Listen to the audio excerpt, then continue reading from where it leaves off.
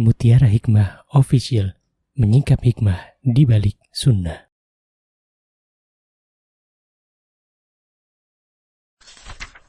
Salurkan donasi terbaik Anda untuk mendukung dakwah Mutiara Hikmah Official. Mau haji yang gak pakai antri? Daftar sekarang, insya Allah 2024 berangkat. Gratis keberangkatan umroh sebelum haji. Dibersamai oleh Ustadz Hanan Yasir dan juga Ustazah Imro'atul Azizah. Buruan daftar sekarang juga, sebelum harga naik.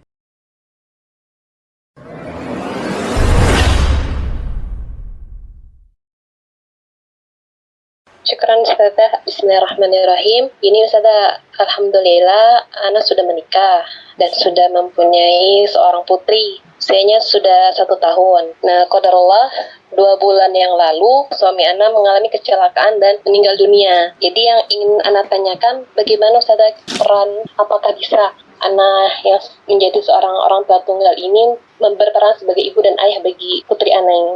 Baik, Ibu Ine yang saya cintai karena Allah. Sebelum saya menjawab pertanyaan Ibu Ine, izinkan saya mendoakan semoga Allah Subhanahu wa taala memberikan husnul khatimah untuk suami Ibu Ine.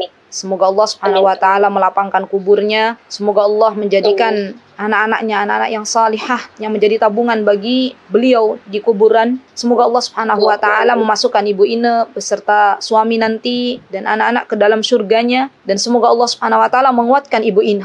Menguatkan Ibu Ine. Amin. Amin. Ibu Ine yang saya cintai karena Allah, sudah ada contoh dari ulama-ulama kita yang mana mereka adalah sosok-sosok anak yatim. Ayahanda mereka meninggal dunia di masa kecil mereka. Dan ini sudah pernah saya bahas tentang bagaimana seorang ibu yang harus mendidik anaknya sendirian tanpa ada suami yang menemani. Ada di video di Mutiara Hikmah, itu ada. Dan kita ambil contoh Imam Syafi'i rahimahullahu ta'ala. Ibunda beliau adalah sosok yang harus kita teladani. Kita tahu Imam Syafi'i itu ditinggal wafat oleh ayahandanya di masa kecil. Dan ibunda beliau, subhanallah, tidak berputus asa menghantarkan Imam Syafi'i rahimahullahu ta'ala ke majelisnya Imam Malik. Bisa dibayangkan dah ibu-ibu, dulu dari tempat tinggalnya Imam Syafi'i menuju ke tempat tinggalnya Imam Malik itu butuh perjuangan. Tapi ibunya Imam Syafi'i yakin betul bahwa ketika beliau berjuang untuk anaknya, maka Allah akan menolongnya. Dan subhanallah, kita lihat bagaimana keilmuan Imam Syafi'i. Jadi di balik kehebatan Imam Syafi'i itu ada seorang ibu yang hebat. Subhanallah. Jadi walaupun bagi teman-teman yang saat ini belum Allah berikan kesempatan untuk menemani buah hati dengan pasangan hidupnya, jangan berkecil hati. Kita masih punya Allah.